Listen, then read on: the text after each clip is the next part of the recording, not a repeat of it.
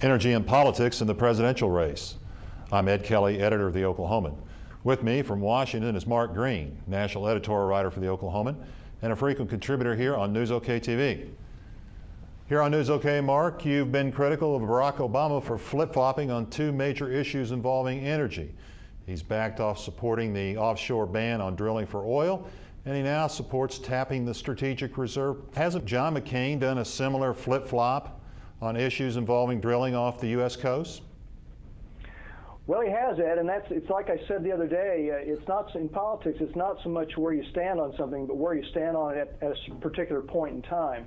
McCain back in May began shifting his more historical opposition to drilling offshore and in Alaska to one where those areas should be opened up. Actually, he's still opposed to drilling in Alaska, but offshore he's in favor of that.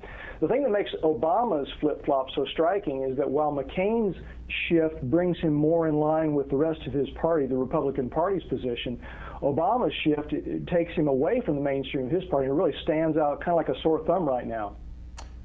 Mark, aren't these changes of directions by both candidates on energy policy in response to polls that show Americans' reaction to the high gasoline prices this summer? Well, clearly they are.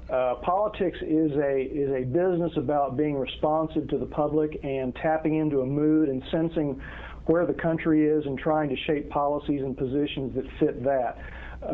Both candidates are responding to a lot of frustration about the high cost of gasoline.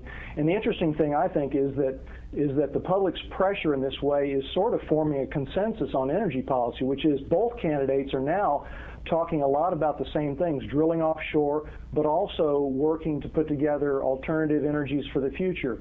Americans, probably before the politicians, have figured out that a lot of these energies, wind, solar, biomass, and some of these other things are only producing about 10% of the energy we need for consumption right now, and that we're going to need a bridge to those futuristic energies going forward.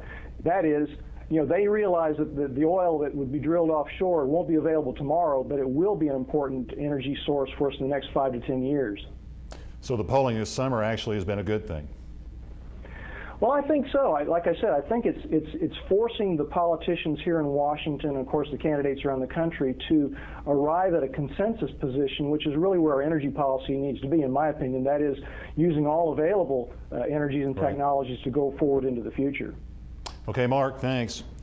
Stay here on News OK for more coverage of Presidential Campaign 2008.